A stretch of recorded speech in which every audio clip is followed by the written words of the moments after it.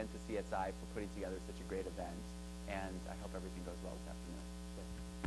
Thank you very much, Demtrios.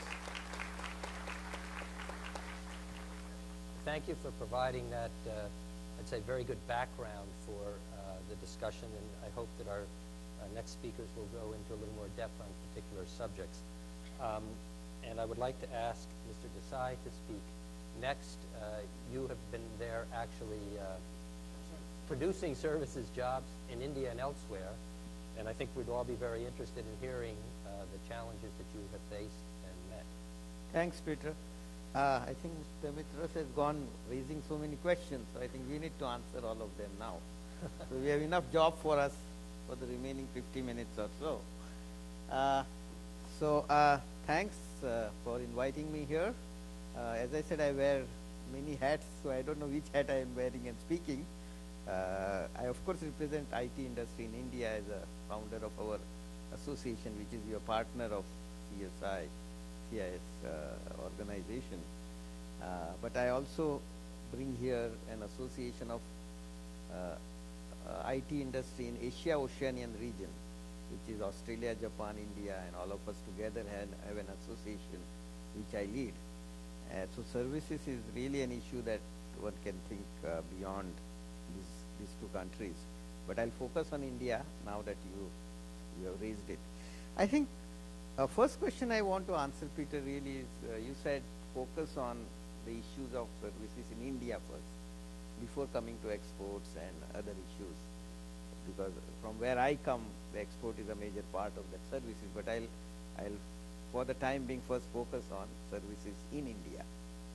Now one has to really look at the transition that is happening in country like India and how it is generating demand for services, because that's key to this discussion, and it will throw some insight into what we need to do to make that trade happen.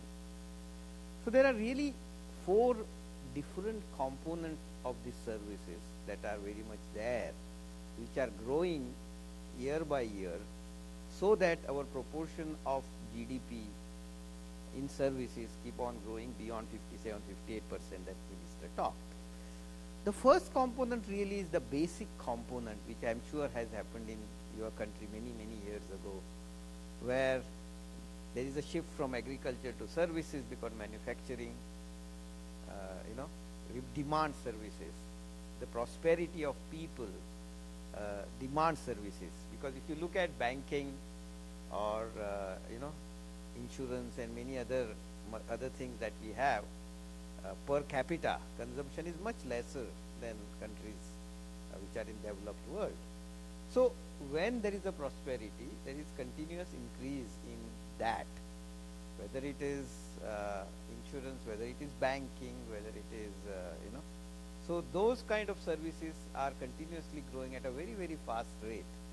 And in fact, if you divide the services growth into multiple sectors, you will find that these sectors are growing very fast. So I think that's one component of the growth which is happening.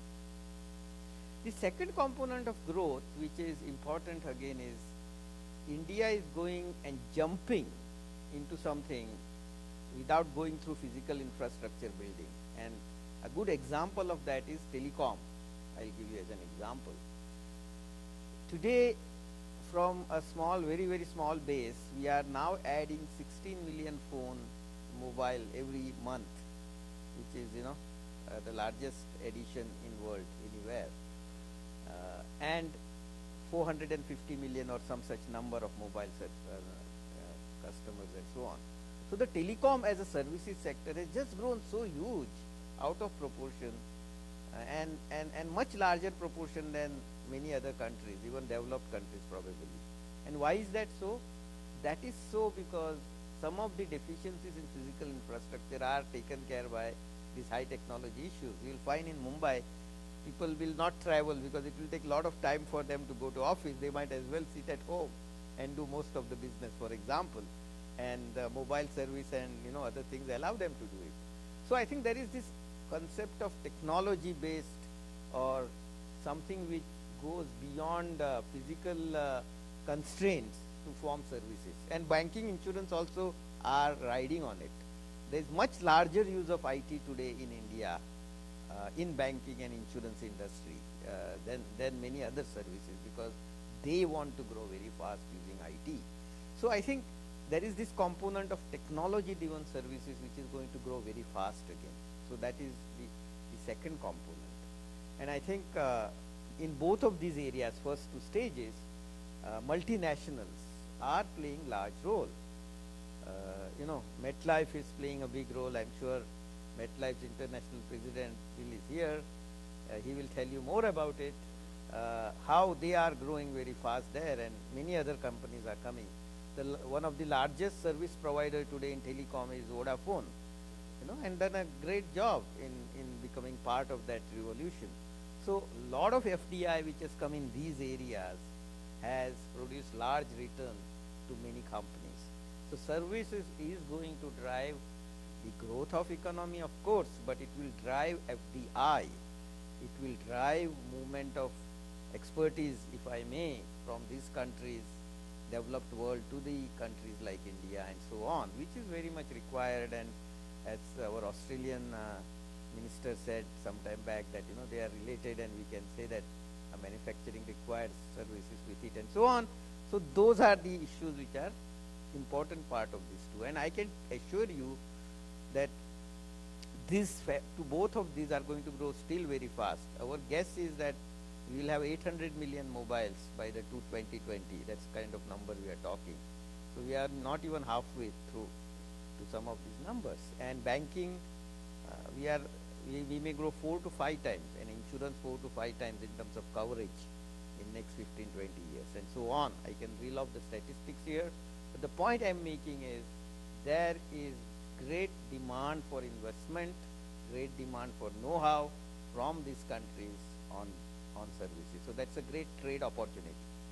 I'll go to the third, which is my familiar ground, which is about IT industry. And IT industry has done very well. I always say that when we founded NASSCOM 20 years ago, the total export from India of IT was $50 million. Last year, we did $50 billion. So we have grown 1,000 times in 18, 20 years. And how it has happened is a story by itself. I don't think we have time to cover that. But the point there is that it has created growth opportunity for India. There are some calculations which say that 2% of our GDP growth is happening because of IT and BPO industry. 2% additional. That means suppose we grow at 7% or 8%, it would have been 6% without IT. So which is phenomenal. So imagine a country's growth, 25% of growth is coming out of one sector. Imagine 40% of jobs created last 8 years in the white collar are created by one industry, and so on. So this industry has been a driver to the employment first. It has been driver to foreign exchange at one point of time, which is not requirement now, but it has created a new growth dimension for it. The last one, which is now the fourth part of the services, which is a new phenomena, is knowledge partnership of research kind. I think 40 to 50 multinationals, Fortune 500 companies have research establishments.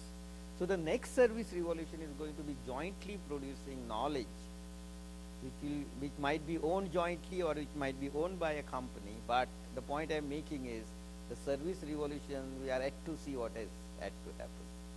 It's going to go in this fourth paradigm of knowledge creation, and that is where the service growth will happen and innovation will happen.